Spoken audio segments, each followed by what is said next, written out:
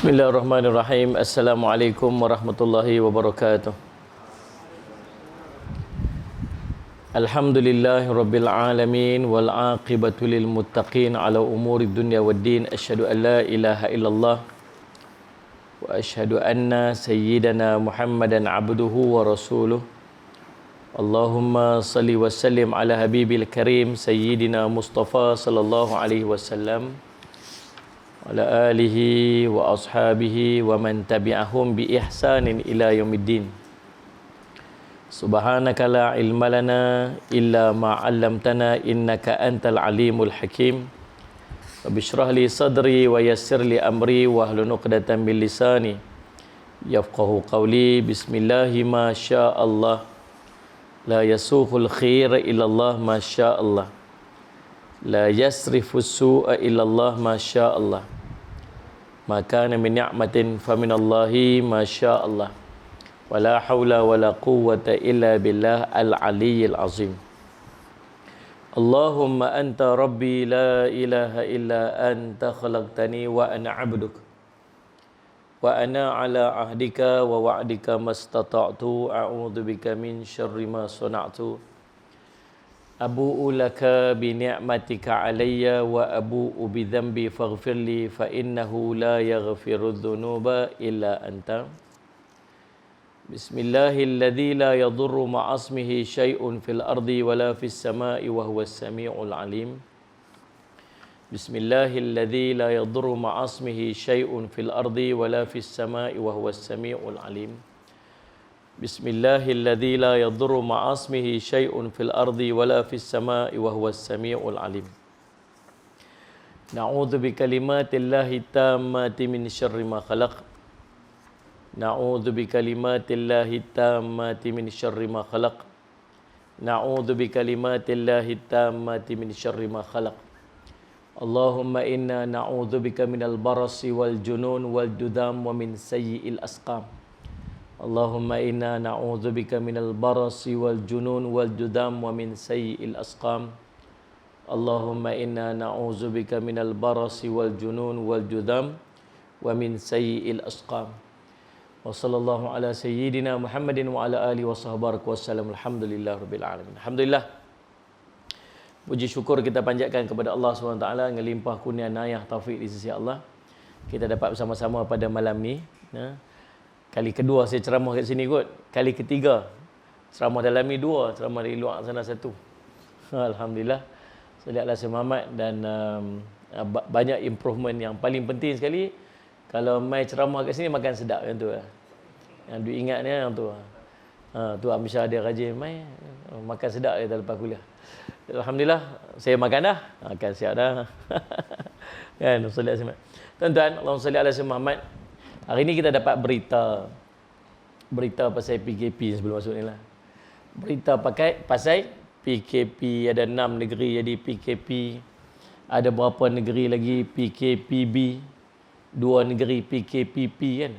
Sarawak dengan Perlis ya PKPP. Yang lain PKPB dan 6 negeri PKP. Balik macam hari tu yang bergerak hanya 10 km saja tu. Kita bila kita dengar apa-apa berita yang macam ni, yang kita rasa macam tak kena, mungkin tak sesuai dengan hati kita. Nombor satu sekali kita kata apa? Alhamdulillah ala kulli hal. Kita kata apa? Alhamdulillah ala kulli hal. Segala puji bagi Allah atas semua keadaan. Tuan-tuan nak kata apa? Tuan nak kata apa? Kita nak komplain. Kita rasa kita tak puas hati. Tadi dalam waktu Perdana Menteri tengah buat ucapan ni, saya saja duduk tengok komen-komen kat bawah tu. Tak kurang orang-orang yang memaki hamun waktu tu. Ini bukan Islam tak ajak macam tu tuan-tuan. Islam tak ajak kita macam tu. Apa yang berlaku dalam hidup kita ni tuan-tuan, Allah telah susun macam itulah keadaan. Cuma waktu bila jadi macam-macam benda-benda macam ni, kita kurangkan daripada kita tunjuk kat orang, lebihkan daripada tunjuk kat kita. Mungkin apa yang duk jadi kat kita ni tu bukan pasal orang, tapi mungkin pasal kita. Sallallahu alaihi Muhammad. Boleh tak Allah nak sekat tempat kita ni? Orang kata COVID-19 ni seluruh dunia. Takkan pasal kita kot. Silap-silap pasal abang hari tu yang pergi pakai kain telekung kat Kaabah tu. Kan tak pasal. Dalam salat Jumaat. Kan daripada kita duk tunjuk ke orang, mungkin cerita betul-betul Allah marah tu marah kat kita. Dan kalau dia jadi seluruh dunia pun, boleh tak bagi Allah nak sekat benda tu tak masuk ke tempat kita? Boleh saja. Salat Muhammad. Dan mungkin kita ni yang jenis main masjid, yang jenis buka tayak atas kepala, yang jenis ulang masjid, tapi duk masih buat maksiat lagi. Mungkin itu yang Allah marah sangat.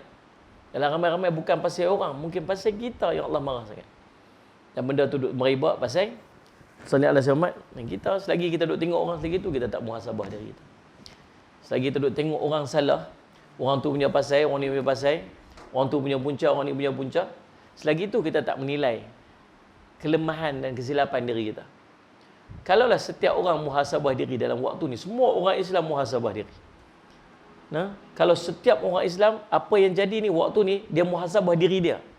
Setiap orang, maka tuan-tuan boleh bayang setiap orang akan bertaubat dan beristighfar daripada dosa dia.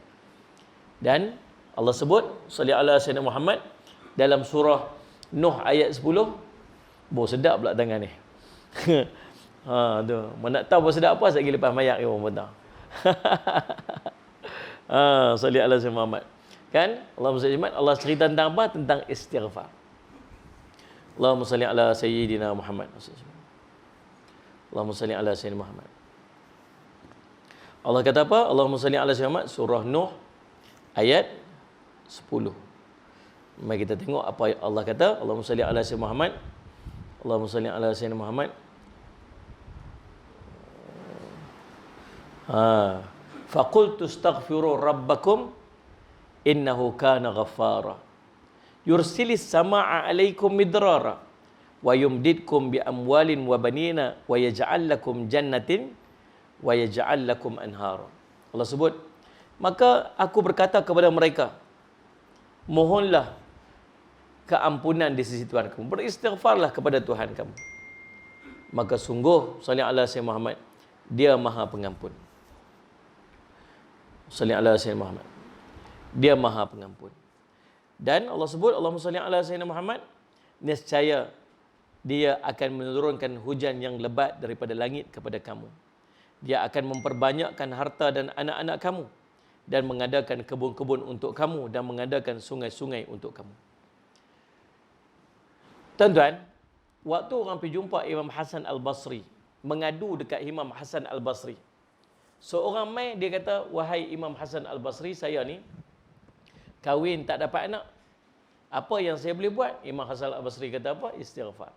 Seorang lagi mai dia kata apa? Tempat kami ni kemarau, hujan tak turun. Apa kami boleh buat? Kata Imam Hasan Al-Basri, istighfar, kata dia. Sallallahu alaihi wasallam. Mai pula Allahumma salli ala sayyidina Muhammad. Seorang lagi, ni kami ni ada kebun tapi tak apa subur. Apa kami buat? Istighfar. Lalu kata salah seorang daripada mereka kata, wahai Imam Hasan Al-Basri, orang ni mai pun suruh istighfar, orang ni mai suruh istighfar, orang ni mai suruh istighfar, padahal masalahnya berbeza-beza.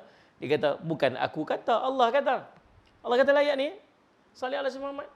Nah, siapa istighfar, hujan turun. Siapa istighfar, Allah bagi zuriat keturunan, Allah bagi harta benda yang melimpah ruah. Siapa istighfar, Allah bagi tanah kebun, sungai-sungai. Tentang mana kaitan istighfar dengan turun hujan? Tentang mana istighfar hilang kemarau? Tentang mana istighfar? Bila kita bertaubat atas dosa-dosa kita, Allah bagi ganjaran kat kita. Yang duk halang, kata Nabi SAW, perkara yang menghalang rezeki seorang lelaki ialah disebabkan oleh dosa-dosa dia. Sebab tu bila seorang tanya Rasulullah, ayyud du'a afdal, doa apa yang paling afdal sekali? Apa kata Nabi SAW?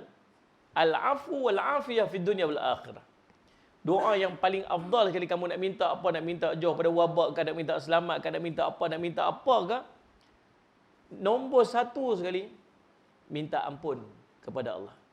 Yang tu nombor satu sekali. Yang doa yang paling afdal sekali minta ampun. Sampai kata Allahumma salli ala sayyidina Muhammad, seorang ulama dia kata, kalaulah kamu tak punya masa untuk berdoa dengan doa yang banyak, sedangkan kamu punya keinginan yang banyak untuk kamu pohon di sisi Allah, tapi masa kamu sedikit sahaja, maka memadai kamu penuhkan doa kamu itu dengan beristighfar. Sebab dengan istighfarlah yang akan mengurniakan apa ni semua yang kamu kehendaki. Tentang Allahumma salli ala Muhammad. Al-Hafiz Ibnu Katsir ketika komen ayat dia kata apa? Jika kamu bertaubat kepada Allah, memohon ampun kepadanya dan mentaatinya, nescaya Allah akan memperbanyakkan rezeki kamu, menurunkan air hujan yang penuh keberkatan daripada langit, memberikan keberkatan daripada tanah kamu, menumbuhkan tanam-tanaman, memperbanyakkan air susu ternak kamu, menguatkan kamu dengan harta dan anak-anak. Maksudnya Allah akan memberikan kamu kekayaan dan anak-anak, menumbuhkan berbagai-bagai buah-buahan bagi kamu dengan air sungai yang mengalir di sela-selanya. Ini menunjukkan bahawa banyaknya faedah beristighfar. Tuan-tuan, Allahumma salli ala sayyidina Muhammad. Jadi tuan-tuan, lepas tu ada ulama kata apa? Mungkin apa yang jadi sekarang ni sebab kita dah jarang beristighfar. Mungkin apa yang jadi sekarang ni kerana kita jarang istighfar. Mula sekarang ini kita perbanyakkan lagi istighfar. Mungkin apa yang kita alami ketika ini adalah teguran daripada Allah kerana banyak lalainya, banyak dosanya, tapi jarang minta ampun kepadanya. Lihat tak? Saya ulang balik perkataan ulama ni. Mungkin kita jarang beristighfar. Mulai sekarang ini perbanyakkan lagi istighfar. Mungkin apa yang kita lalui ketika ini adalah teguran daripada Allah kerana kita banyak lalainya, banyak dosanya, tapi jarang mohon ampun kepadanya. Nah, salih alaihi wasallam. Jadi tuan-tuan, itulah salih alaihi Muhammad, tuan-tuan kita. Allahumma salli ala sayyidina Muhammad. Apa yang kita kena daripada kita duduk tunding jari sana, tunding jari sini. Muhasabah dirilah. Muhasabah diri. Tuan-tuan, salah satu kekuatan kita ni ialah istighfar. Kata Ibnu Abbas radhiyallahu anhuma, dia kata, Allahumma salli ala sayyidina Muhammad. Allahumma salli ala sayyidina Muhammad. Dulu ni umat ni ada dua jaminan keamanan. Dulu umat ni ada dua jaminan keamanan, iaitu Rasulullah dan istighfar. Jaminan keamanan yang pertama dah tak ada lagi dah. Itu Rasulullah SAW dah wafat. Tinggal satu lagi jaminan keamanan kita, iaitu istighfar. Saya nak minta tuan-tuan, maaf dah saya sakit pakai ni nak ni. Dia berbekas dah tepi saya ni. Kalau ada mikrofon lain tu saya sangat menghargainya. Sakit. Dia dah hilang span ni tu. Kan, cucuk sakit.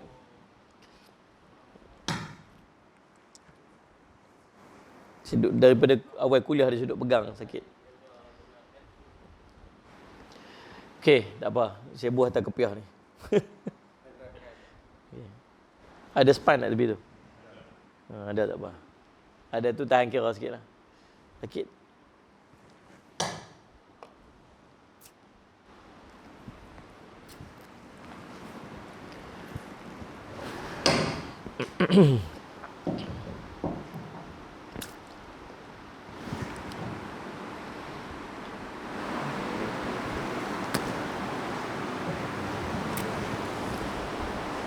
Ni okey sikit.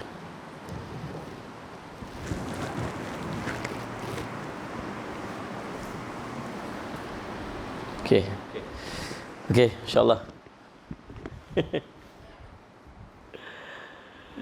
Tak ada kepiah tak lagi.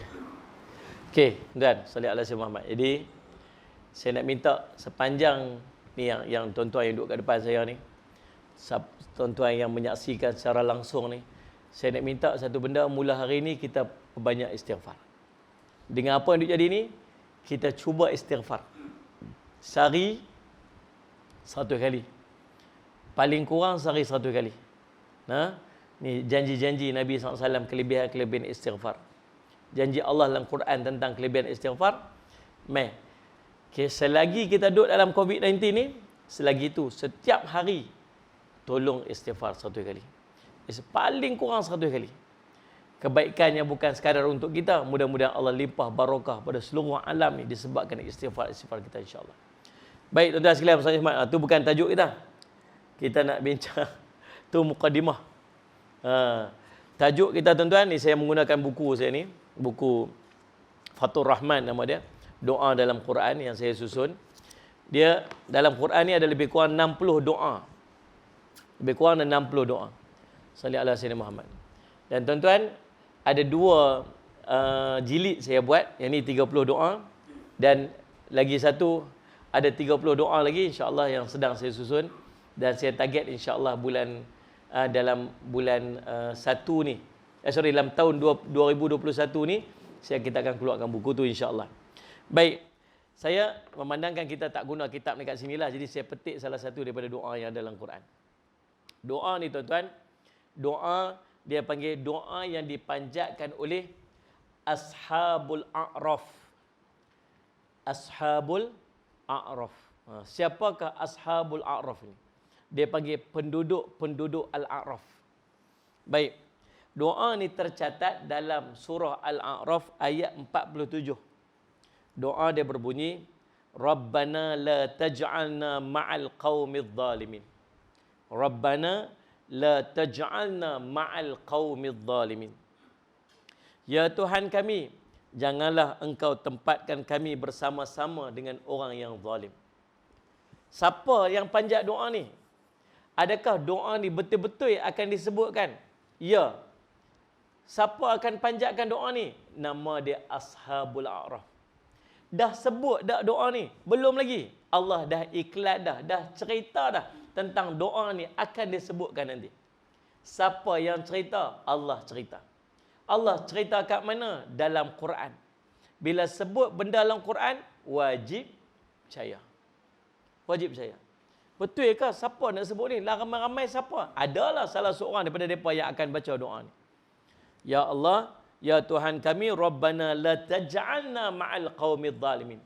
Jangan engkau tempatkan kami bersama-sama dengan orang yang zalim. Kisah dan tafsiran. Tuan-tuan yang ada buku saya ni, buka muka surat 113. Doa dalam Quran, kisah dan tafsiran. Salli ala sayyidina Muhammad. Allahumma salli ala sayyidina Muhammad.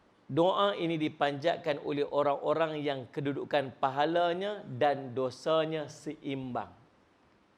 Allahumma salli ala sayyidina Muhammad. Dosa dengan pahala sama banyak. Boleh jadi tak kita pergi depan Allah dosa dengan pahala sama banyak? Tuan-tuan, tak apa. Cuba kita muhasabah balik tengok. Salli ala sayyidina Muhammad. Cuba kita pejam mata tengok. Daripada kita balik hari tu sampai lah ni umur berapa? Start balik hari tu, amalan kebaikan banyak mana yang kita duk buat? Start bila yang betul-betul kita duk main masjid, kita duk tambah ibadat kita ni? Start bila? Umur 40 tahun baru belajar main masjid. Ada daripada kita awal sikit umur 30 tahun.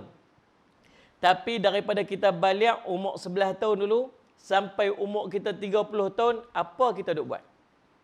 Kita tak semayang, tuan-tuan. Benda paling besar kita tinggal, nama semayang, kita tak buat. Berapa tahun kita tak semayang? Kita semayang, kadang-kadang kita semayang. Banyak waktu kita tak semayang. Tuan-tuan, salli ala sayyidina Muhammad. Kemudian tuan-tuan, dalam keadaan tu subhanallah, puasa-puasa kita macam mana? Tak payah cerita benda sunat. Yang wajib pun kita tinggal dulu ni. Dosa maksiat pula macam mana? Tuan-tuan, dahlah benda wajib kita tak buat. Dosa maksiat pula kita buat ke atas.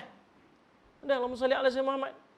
Tuan-tuan, mai ke muncak umur 18, umur 19, dah cerdik reti sikit, dah mula ada markah, dah mula ada aci, ada awek. Tuan-tuan, naik motor sama-sama pi sana pi sini. Apa kita buat waktu tu? Allah saja yang tahu. Kita yang tahu apa kita buat. Tuan-tuan, Allahumma salli ala Muhammad. Sampai umur berapa? Tuan-tuan boleh bayang daripada umur 11 sampai umur kita 30 tahun kita tenggelam dalam maksiat. Kalau ada gerah macam ni, yang baik tu gaya nak naik sikit turun bawah maksiat. Gaya nak naik sikit baik tu turun bawah maksiat. Gaya nak naik sikit turun. Ada dekat kita buat dosa besar, turun menjulam, macam tu. Tuan, mai umur 30 baru belajar mai masjid. Waktu kita mai masjid, kita baru belajar nak buat amalan sunat, nak jaga yang fardu, nak buat amalan sunat. Tu pun tergelincang tak habis-habis. Tuan, Salih Asy Muhammad. Nak tampung lagu mana dulu? 11, 12, 13, 14, 15, 16, 17, 18, 19, 20, 21, 22, 23, 24. Tuan-tuan, 20 tahun tenggelam dalam maksiat. Ni baru duk belajar nak buat baik ni, baru 4 tahun, baru 5 tahun. Macam mana nak tampung tu? Macam mana nak tampung tu? Tuan-tuan, walaupun subhanallah, Allah bagi kebaikan dekat umat Nabi Muhammad SAW apa? Buat satu baik, Allah kira 10 kali ganda. Tang tu kelebihan. Wa ma arsalnaka illa rahmatan lil alamin. Tidaklah diutuskan kamu wahai Muhammad melainkan sebagai rahmat bagi sekalian alam. Dan di antara rahmat yang Allah bagi dekat Nabi SAW, rahmat kepada umat dia apa? Kebaikan yang dibuat Allah ganda sampai 10 kali ganda. Bahkan lebih daripada tu. Dosa dan maksiat Allah kira satu je. Buat jahat Allah kira satu. Buat baik Allah kira 10. Allah kira bahkan ada sampai 700 kali ganda pahala sedekah. Dan Allah SWT. Yang ni yang kod boleh tampung balik. Tapi subhanallah, tuan-tuan, nak bagi jadi amalan, jadi pahala, kena ikhlas. Amalan, pi bawa amalan saja, tapi ada riak, ada ujub, ada takabur, ada sum'ah. Mayang ada, pahala tak ada pula dah. Betul Allah nak bagi 10 kali ganda. Betul Allah nak bagi sampai 100, 700 kali ganda. Tapi ada tak orang pi depan Allah, ada puasa tapi tak ada pahala? Ada? Ada tak pi bagi sedekah, habis seluruh harta dia sedekah fisabilillah? Biar Allah kata apa? Malaikat seret wajahnya lempak dalam neraka. Ada? Dan Salih Asy Muhammad, pasal apa? Riak. Tu yang kita takut kan? Berasa macam ada, tapi tengok-tengok tak ada. Tuan, Allahumma salli ala Muhammad. Boleh jadi pi depan Allah duk berasa macam confident lah, insya-Allah kot, insya-Allah. Tengok-tengok sama banyak, sikit pun tak lari. Pedor ni, pedor lah, buatlah ibadat pedor lah. Dan bayangkan, daripada subuh tadi sampai maghrib, subuh tadi sampai maghrib, berapa sembahyang tuan-tuan dah buat? Subuh, zuhur, asar, maghrib. Daripada 4 sembahyang yang kita buat ni setakat hari ni, tuan-tuan rasa dalam 4 ni yang mana betul-betul Allah terima? Tuan cuma muhasabah ya. Sembahyang subuh tadi, tuan-tuan confident sangat tak sembahyang subuh tadi Allah terima? Allahu Akbar, dengan lalainya, dengan tak khusyuknya, dengan apa kita baca pun tunggang langgang, tuan-tuan. Salih ala Sayyidina Muhammad. Tahu? Zuhur tadi macam mana? Perfect dah sembahyang ni. Rasa macam perfect 100% nak Allah terima. Gaya macam Allah terima. Lepas sembahyang senyum, relax je. Nabi SAW suruh istighfar ke lepas sembahyang? Pasal apa suruh istighfar lepas sembahyang? Pasal tahu sembahyang kita ni tak elok, cacat. Istighfar pun sambil tengok handphone je. Astaghfirullahalazim alladzi la ilaha. Tu okey ke? Ada orang naik motor belum belabi. Kan? Perbuatan tu menunjukkan yang dia highly confident amal dia Allah terima. Apa Ibnu Qayyim kata? Tanda Allah masukkan bahagia dalam hati seorang ni ialah makin bertambah amalnya, makin bertambah takut dan berhati-hati. Lagi banyak amal, lagi takut Allah tak terima amal. Lagi banyak amal, lagi takut Allah tak terima amal. Disebabkan takut tu, dia berhati-hati. Aku sembahyang tadi ni macam mana? Bacaan aku ni macam mana? Khusyuk aku ni macam mana? Persediaan aku nak sembahyang ni macam mana? Allah terima tak, Allah terima tak? Ada riak tak? Ada ujub tak? Ada sum'ah tak? Aku ni ada takabur tak? Oh tuan-tuan, salih asyamat. Tapi kita tak tahu. Dor azak ni macam mana? Ada sedekah ni. Bagi sedekah. Sedekah kita tu macam mana? Berkira-kira tak dengan sedekah? Berapa aku bagi tadi tak? Nak cerita ke orang nak sedekah kita. Tuan-tuan sendiri tahu lah. Daripada rate, kalau tuan-tuan boleh rate 10 maksimum mark tu, markah penuh tu, agak-agak amalan tuan-tuan buat daripada subuh tadi sampai maghrib ni, tuan-tuan nak bagi berapa mark kat diri kita ni? 10 per 10? 5 per 10? 3 per 10? Tak, kosong per 10 apa? Tak tahu tuan-tuan. Ini yang kita takut ni. Salih alaihi Muhammad. Pi depan Allah, asal macam ada amal tapi tak ada. Kosong, penat saja. Macam debu yang ditiup angin. Allah tuan, salih alaihi Muhammad. Ini yang kita risau. Tuan-tuan, kalau dapat Ashabul Araf, pahala banyak, dosa pun banyak. Sama banyak. Tak tinggi, tak rendah.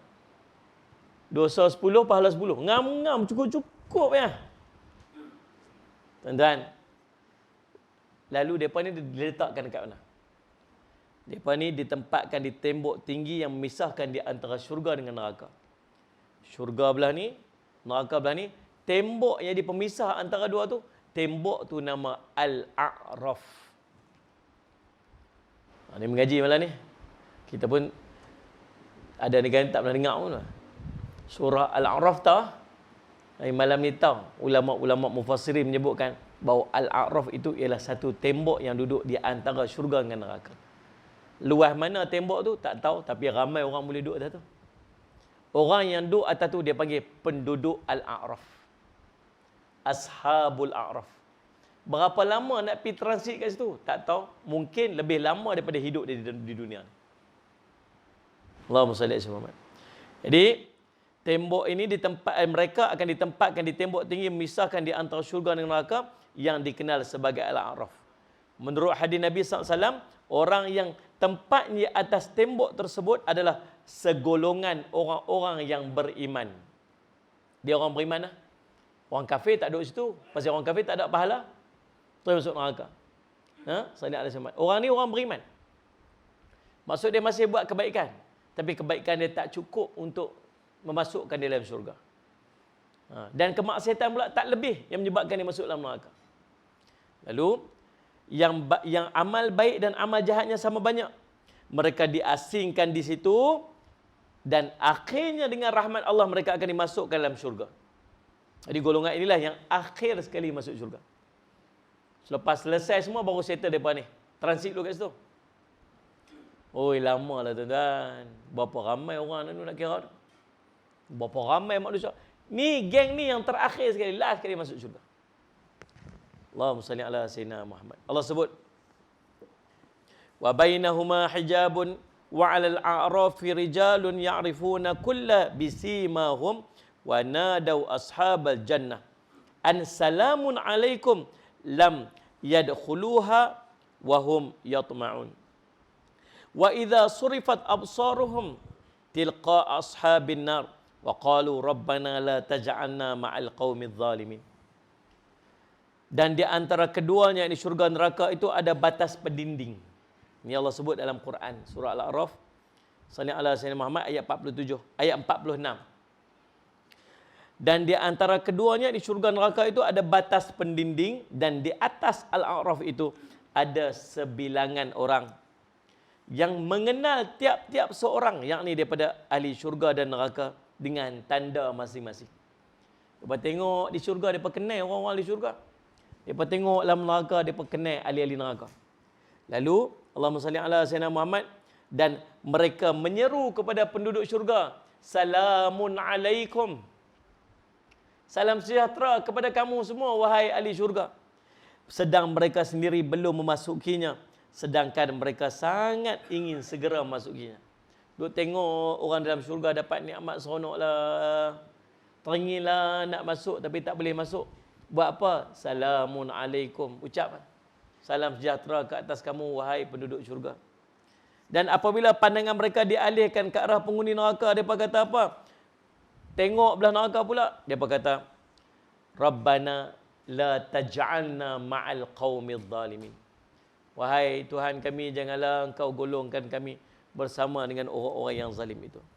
Selepas Allah menyebutkan dialog di antara ahli syurga dengan ahli neraka pada awal ayat sebelumnya, itu Al-A'raf ayat 44. Lalu Allah mengingatkan bahawa di antara syurga dengan neraka ada tembok yang tinggi yang menghalang penduduk neraka masuk dalam syurga. Tembok ni tinggi. Tembok ni fungsi dia tak mau ahli neraka lompat masuk dalam syurga. Menurut Ibn Jarir, yang dimaksudkan dengan hijabun dalam ayat ini ialah tembok tinggi yang disebutkan oleh Allah dalam firman-Nya.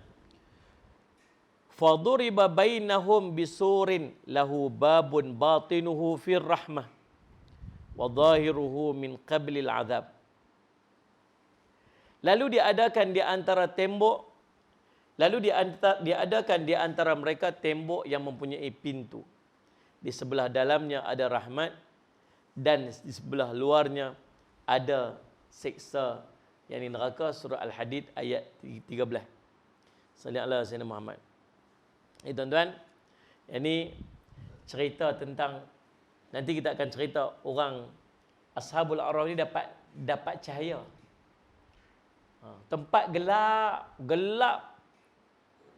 Tapi Allah akan bagi cahaya masing-masing mengikut kepada amal dia waktu hidup di dunia dulu ni. Sallallahu alaihi wasallam.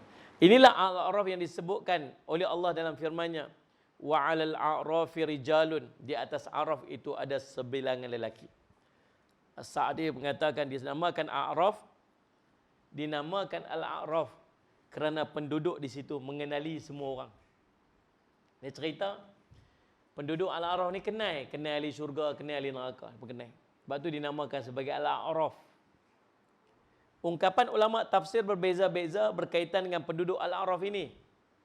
Siapakah mereka ini sebenarnya? Tapi semua pendapat saling berdekatan.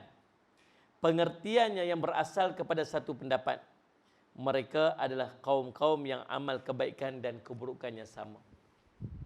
Walaupun ulama-ulama duk beza pendapat, siapa sebenarnya duduk atas tembok Araf ni, tapi kesimpulan yang mereka boleh buat hampir sama saja maksud dia, iaitu orang yang pahala dengan dosa dia sama banyak. Hadis-hadis berkaitan dengan penghuni Al-A'raf. Sallallahu alaihi wasallam Muhammad. Tuan, Nabi SAW pernah cerita tentang orang yang masuk syurga paling last sekali. Orang yang masuk syurga paling last sekali dalam syurga. Sallallahu alaihi wasallam Muhammad. Dia ni tuan-tuan, orang yang masuk syurga, saya akan cerita. Dia ada tanda. Dia panggil Jahannamiyin. Bekas ahli neraka Jahannam. Ada tanda kat dia. So, orang boleh kenal, kata, oh ni bekas ahli neraka Jahannam. Bila dia dah habis semua azab-azab dia dekat dalam neraka tu, maka dia nak masuk pergi syurga lah. Tapi dia orang paling last sekali, tak ada orang dah, dia lah paling last sekali. Hangit rentung. Tuan-tuan baca dalam kitab An-Nihayah fil Fitan wal Malahim.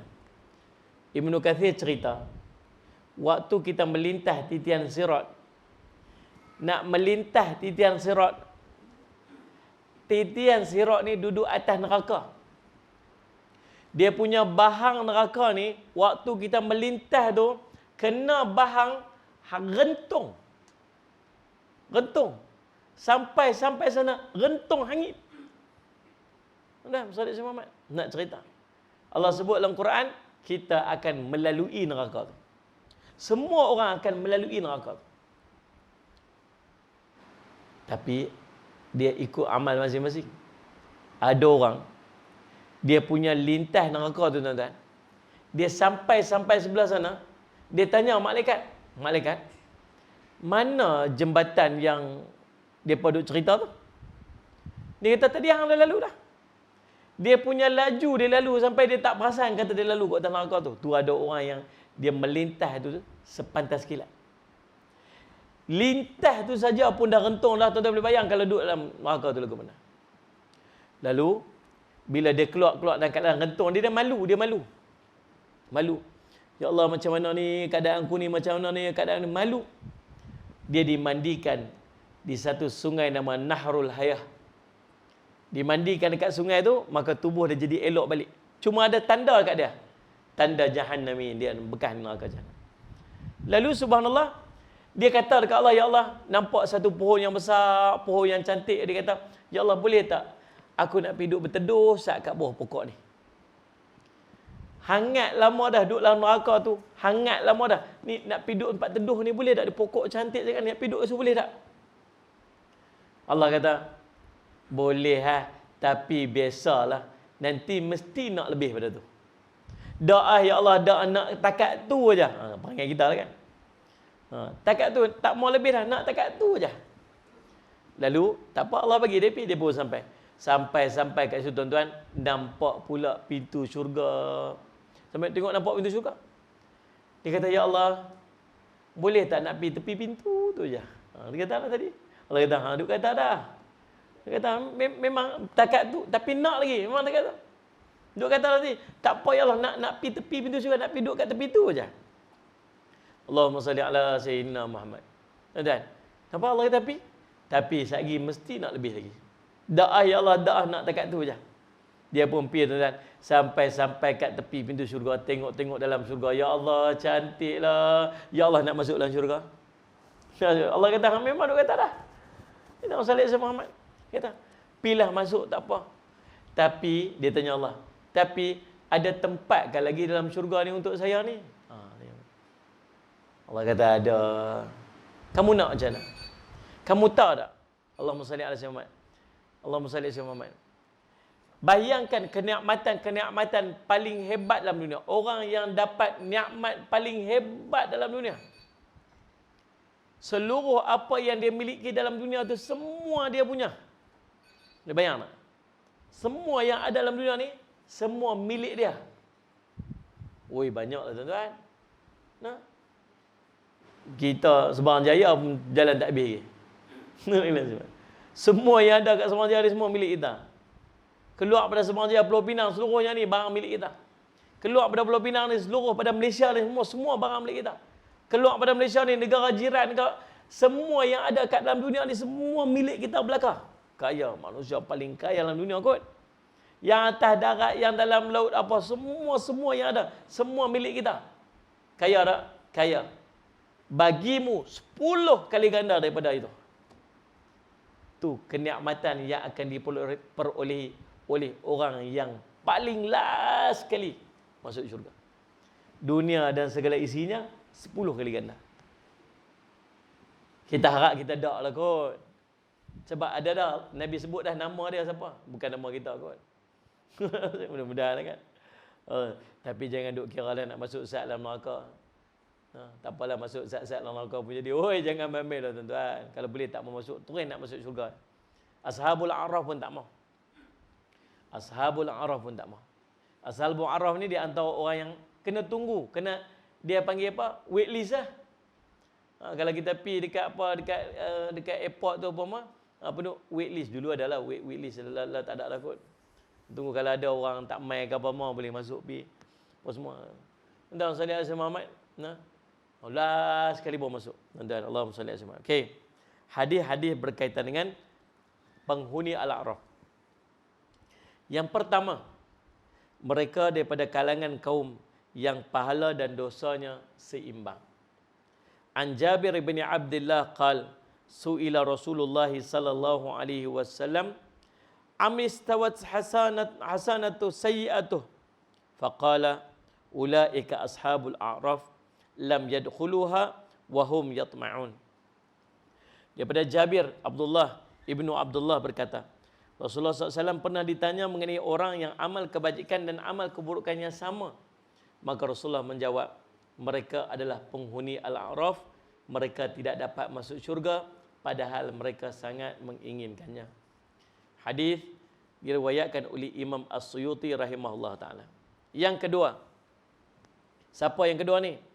Mereka ialah orang yang syahid berjihad di jalan Allah sedangkan mereka tidak mendapat izin ibu dan ayah mereka. Allah salli ala sayyidina Muhammad. Allahumma salli ala sayyidina Muhammad. An Muhammad bin Munkadir an rajulin min Muzayyanah qala su'ila Rasulullah sallallahu alaihi wasallam an ashabil a'raf faqala innahum qaumun kharaju usatan bighairi idn abaihim faqutilu fi sabilillah. Daripada Muhammad ibnu Munkadir, daripada seorang laki-laki di kalangan Bani Muzayyanah yang mengatakan bahawa Rasulullah SAW pernah ditanya mengenai orang yang Ashabul A'raf ni, penduduk Ashabul A'raf. Salli ala sayyidina Muhammad. Allahumma salli ala sayyidina Muhammad.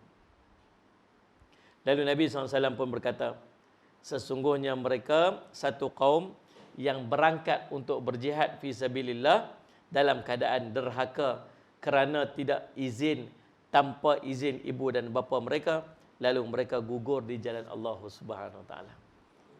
Syahid tapi tak minta izin ibu ayah. Salli ala sayyidina Muhammad. Nah, dalam satu riwayat yang lain dengan lafaz sedikit berbeza, an Yahya bin Abdurrahman Al-Muzani an abihi qala su'ila Rasulullah sallallahu alaihi wasallam an ashabil a'raf faqala hum nasun qutilu fi sabilillah bi ma'siyati abaihim famana'ahum min dukhuli jannah wa ma'siyatu abaihim wa mana'anhum nar qatluhum fi sabilillah. Salli ala sayyidina Muhammad. Dari Yahya bin Abdurrahman Al-Muzani daripada ayah dia berkata, Rasulullah SAW pernah ditanya mengenai penghuni Al-A'raf. Maka Rasulullah menjawab, mereka adalah orang-orang yang gugur di jalan Allah dalam keadaan derhaka kepada ibu bapa mereka. Mereka tidak dapat masuk syurga kerana derhaka kepada ibu bapa mereka, dan mereka tidak dapat masuk neraka kerana telah gugur berjuang di jalan Allah Subhanahu wa taala. Allahumma salli ala sayyidina Muhammad. Yang ketiga, siapakah penghuni Al-A'raf?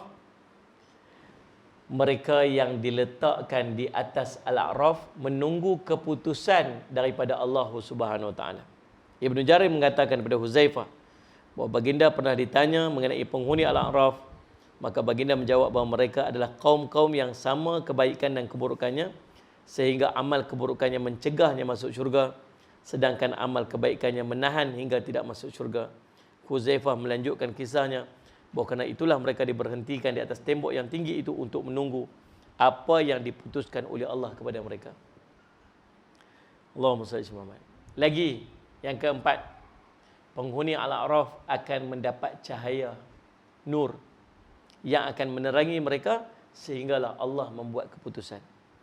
Ibnu Jarir meriwayatkan melalui jalur dengan keterangan yang terlebih terperinci, Abu Humaid Ibnu Abdurrahman mengirimkan utusannya kepadaku, sedangkan ketika itu di sisinya terdapat Abu Zanad. Tiba-tiba keduanya membicarakan satu pembicaraan mengenai penghuni Al-A'raf tidak seperti yang disebutkan. Maka saya berkata kepada keduanya, jika kamu suka maka aku akan ceritakan kepada kamu mengenai apa yang pernah diceritakan oleh Huzaifah. Keduanya menjawab, ceritakanlah. Saya mengatakan bahawa sesungguhnya Huzaifah pernah menceritakan tentang penghuni Al-A'raf. Huzaifah mengatakan, mereka adalah satu kaum yang diselamatkan oleh amal kebaikannya daripada neraka, tapi terhalang untuk masuk syurga oleh amal keburukannya. Dan apabila pandangan mereka dialihkan ke pundi-pundi neraka, mereka berkata, ya Tuhan kami, janganlah engkau tempatkan kami bersama-sama dengan orang yang zalim. Ketika mereka dalam keadaan demikian, tiba-tiba Tuhanmu menjenguk dan berfirman kepada mereka, pergilah kamu dan masuklah kamu ke dalam syurga, sesungguhnya aku telah memberikan keampunan untuk kamu. Salli ala sayyidina Muhammad. Ibnu Mas'ud mengatakan, kelak di hari kiamat manusia akan dihisab. Maka barang siapa yang amal kebaikannya lebih banyak satu tingkatan daripada amal keburukannya, maka dia akan masuk syurga. Barang siapa yang amal keburukannya lebih satu tingkat saja daripada amal kebaikannya, maka dia akan masuk neraka. Kemudian Ibnu Mas'ud membacakan firman ini, barang siapa yang berat timbangan kebaikannya, hingga akhir ayat berikutnya. Kemudian Ibnu Mas'ud mengatakan bahawa timbangan amal dapat menjadi berat dan ringan hanya dengan kadar 1 biji sawi saja. Ibnu Mas'ud mengatakan pula, barang siapa yang amal kebaikannya sama dengan amal keburukannya, maka dia akan masuk. Barang siapa yang amal kebaikannya sama dengan amal keburukannya, maka dia termasuk penghuni Al-A'raf. Para penghuni Al-A'raf diberhentikan di atas sirat. Kerana itu mereka mengetahui ahli syurga dan ahli neraka. Apabila mereka melihat kepada ahli syurga, mereka mengatakan salamun alaikum. Apabila mereka menoleh pandangan mereka ke arah kiri mereka, mereka melihat ahli neraka. Lalu mereka bersama berdoa, ya Tuhan kami, janganlah engkau tempatkan kami bersama orang-orang yang zalim. Mereka meminta perlindungan kepada Allah agar jangan ditempatkan bersama ahli neraka. Ibnu Mas'ud mengatakan, adapun orang-orang yang mempunyai amal kebaikan, mereka diberi nur yang dengannya mereka dapat berjalan. Tengok, tempat tu gelap. Gelap segelap-gelapnya. Orang yang ada kebaikan, Allah bagi dekat dia nur, cahaya, berdasarkan kepada amalan dia.